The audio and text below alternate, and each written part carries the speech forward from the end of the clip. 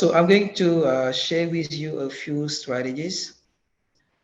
Cooperative learning activities, right? So this involves students working together to achieve a common goal or to complete a task. Yes, example, okay, TPA, Think, Pay, Share is an example of cooperative learning activity. So in Think, Pay, Share, for instance, students, work individually first and then they pair up to discuss their thoughts and findings. And finally, pays, share with the whole class. You have demonstrations, okay, and these allow students to showcase the language skills. You have exit and admit tickets, okay, or exit and admit slips, depends. So these are brief assessment tools to gauge students' understanding of a lesson, and this happens generally at the end of a lesson.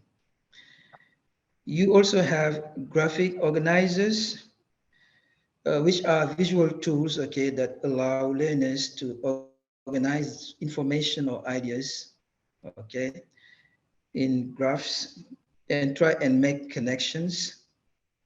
Yes, because we have to bear in mind that we have different learning styles. Okay, some students are more comfortable when it comes to graphs, right? When it comes to working with graphics. Example here of graphic organizers, okay, we have mind map, for instance, the mind map, okay, so we have a topic and we ask students to generate ideas that are related to that topic, or a flow chart, okay, which is mainly about the process. I learned statements, right? So here, this is in line with the one answer, summarizing what was taught. I learned, so we ask students to make sentences related to what they learned. Interviews, okay, so you can organize interviews, okay, just asking questions in a conversational way, informal, okay, just to make sure students have mastered the item that have been taught. And you have KWL. KWL, which stands for what I know, what I want to know, and what I learn. So here, this is used, the K. Okay, so what I know, this is just to activate learners' prior knowledge about a topic. What I want to know, so here learners are going to ask questions, and what I learned, this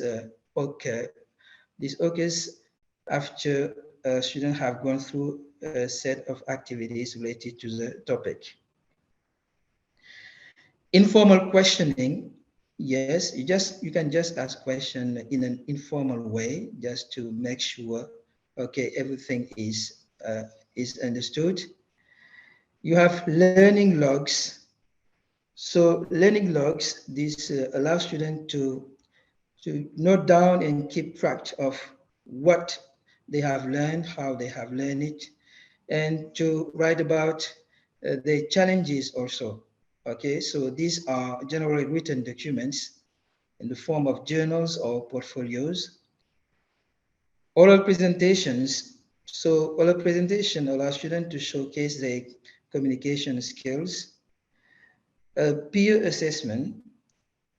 So students can benefit from feedback coming from their peers. It's important. Now, of course, this is going to be under the guidance of the teacher, of course. So in this kind of activity, the teacher, for example, can give some criteria in the form of a checklist or rubric and ask students to assess their peers' performance or work. Questioning, just asking questions, okay, just to check understanding, or use quiz, and then, okay, quizzes are very important and they allow to the teachers to give timely feedback. Self-assessment, okay, so students can assess themselves and take ownership of their learning, so this is important, and this fosters learner autonomy.